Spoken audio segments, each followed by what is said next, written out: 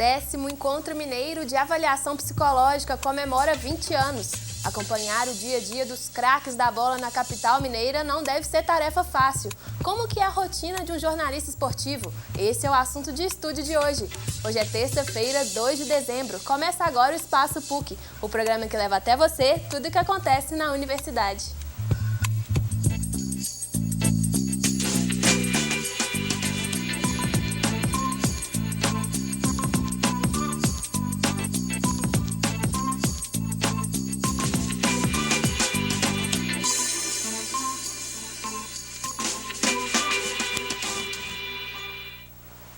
O Encontro Mineiro de Avaliação Psicológica é uma iniciativa da PUC Minas. Nos 20 anos do evento, a programação teve temas contemporâneos como inteligência, violência, desempenho escolar. Veja na reportagem a seguir. Junto à 10ª edição do Encontro Mineiro de Avaliação Psicológica, a Universidade Federal de Minas Gerais recebe também o 4º Congresso Latino-Americano de Avaliação Psicológica. Profissionais de toda a América Latina se reúnem para discutir a importância dos testes dentro das áreas de estudo da psicologia.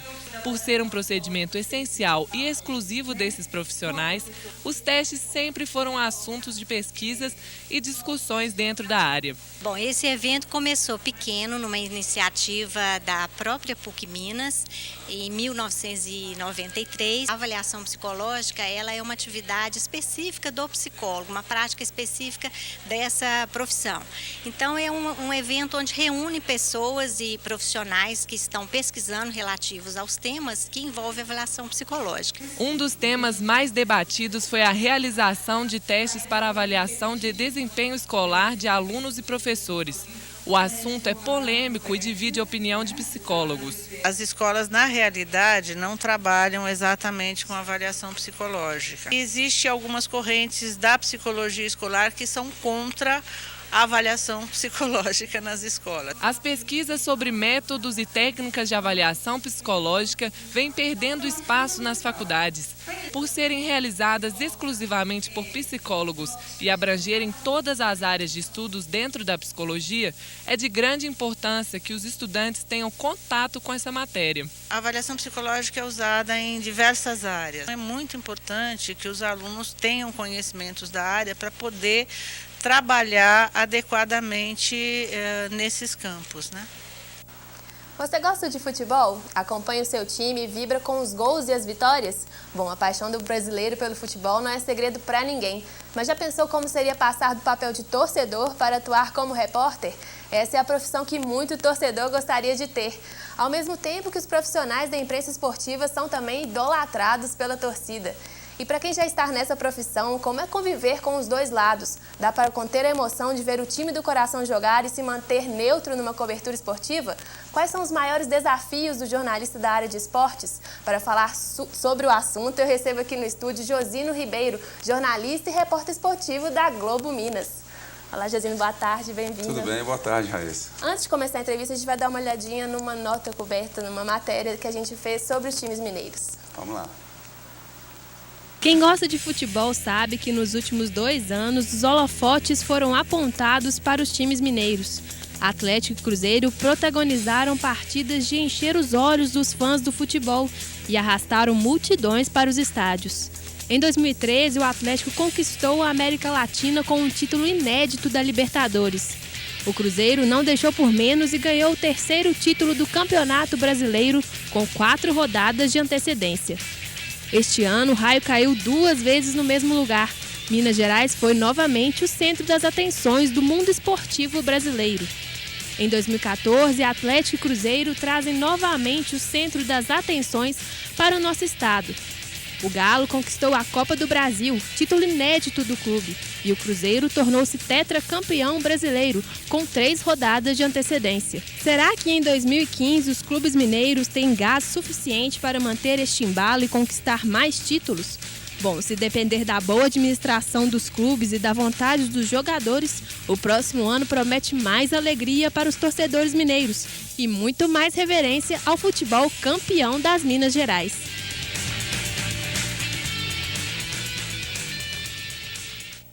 Bom, como a gente pode ver, os times mineiros arrasaram nesses campeonatos. Verdade. No Brasil.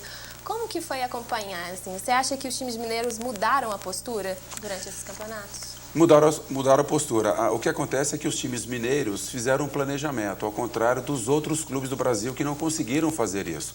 Por isso, Cruzeiro e Atlético estão colhendo os frutos que hoje estão colhendo. Aliás, já no ano passado isso aconteceu. Desde 2012 para cá, a gente vem percebendo um crescimento, um amadurecimento muito grande dos clubes mineiros, uma preocupação não só com o dia de hoje, mas com o dia de amanhã, com o futuro. Fizeram, planejaram, investiram certo.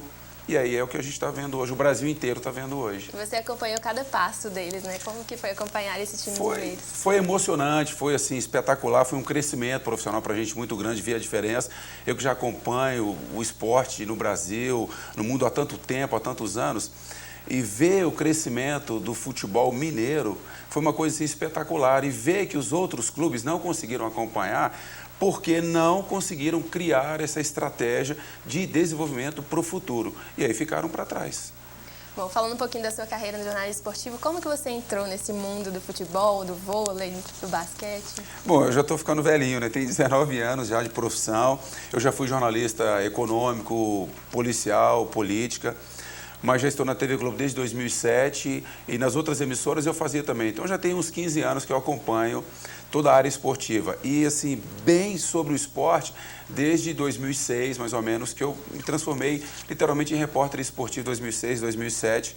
E aí não saí mais, porque era uma área que eu já me preparava há muito tempo para poder atuar realmente, que sempre foi a área que eu queria trabalhar. Mas foi muito bom trabalhar nas outras áreas, que eu fui adquirindo experiência, amadurecimento, crescimento profissional. Para mim foi muito bom, mas o esporte sempre foi a minha área mesmo. Bom, falando um pouco da sua rotina, como que é uma rotina do jornalismo esportivo? Ela é muito pesada? Os fins de semana ficam meio assim, né? Eu digo sempre que ela é cansativa, porém prazerosa. E como é muito prazerosa, esse cansaço acaba ficando de lado.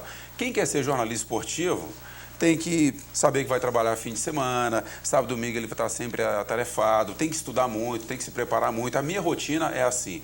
Então, eu estou sempre viajando, acompanhando os clubes, eu faço Superliga masculina e feminina, eu faço futebol, eu faço Mundial de natação, tudo que tem para fazer de esporte dentro das empresas Globo, Sport TV, eu tenho que fazer. Então, eu tenho que me preparar muito, viajar muito. Então, é uma rotina, a família já sabe que é assim. Então, os filhos já estão acostumados com isso. Sabe que o papai está viajando, tem uma coisa, nem sempre dá para fazer. Mas você acaba compensando de outras formas, em outros dias de semana, quando as pessoas estão trabalhando, às vezes eu tenho uma folga. Mas é aquilo, o grande segredo, Raíssa, é você gostar do jornalismo esportivo, porque você se envolve muito. E aí, essa questão de você se envolver, você compromete, no bom sentido, os seus fins de semana, os seus dias ficam muito comprometidos, porque o mundo esportivo não para. E aí você também não para. Então tem que gostar. Eu gosto muito, estou super feliz. E tem que acompanhar de tudo, né? Futebol, vôlei, natação. As pessoas perguntam, como é que você faz para chegar? Não é como é que você faz para chegar. Você tem que estudar muito, se preparar muito. No nosso caso, muita gente pensa, mas é só futebol? Não é só futebol. O futebol é o carro-chefe no Brasil. Mas tem vôlei, tem futsal, tem natação, tem basquete.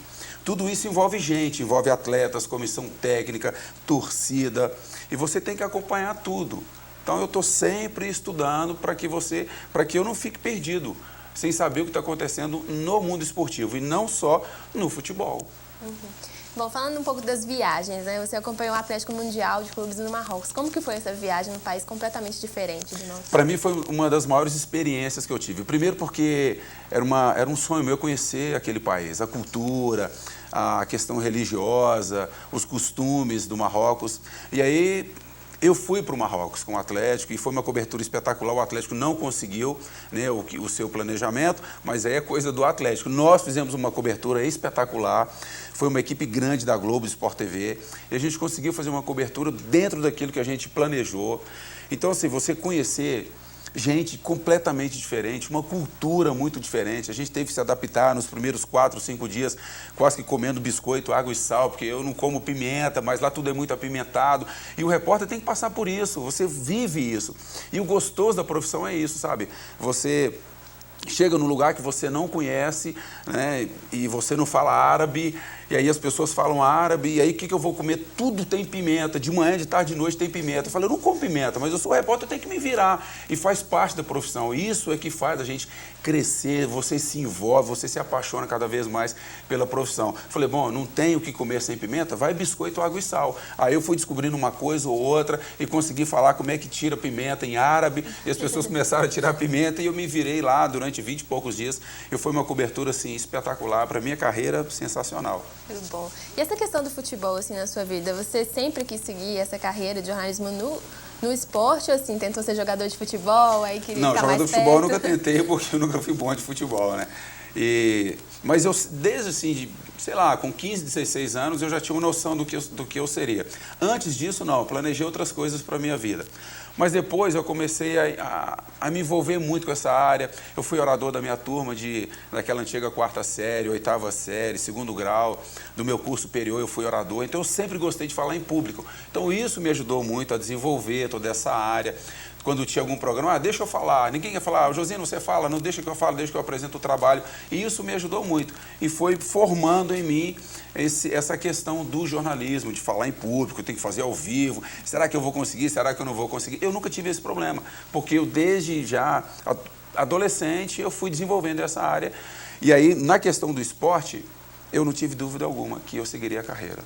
Bom, para você foi assim, e para quem quiser seguir essa carreira no jornalismo esportivo, tem que ser extrovertido, mas pode ser um pouco tímido? Então, as pessoas confundem muito isso, acham que é só o brincalhão que entra para a área esportiva. Não tem nada a ver uma coisa com a outra. Primeiro, você tem que gostar muito. Segundo, estudar muito, se preparar, ver os programas, ver como é que a gente faz, a gente está mais tempo na estrada, como é que a gente faz, como é que a gente abre uma matéria, como é que se abre um vivo, por que você levou para esse lado.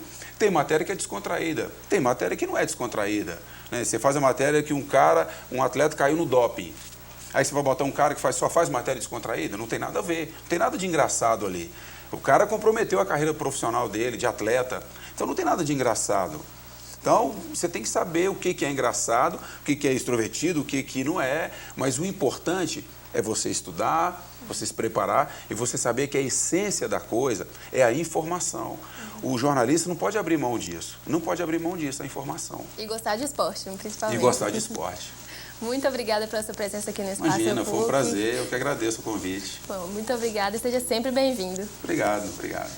O Espaço PUC de hoje chega ao fim. Quer participar do nosso programa com a gente? Mande sugestões e comentários para as redes sociais da PUC TV.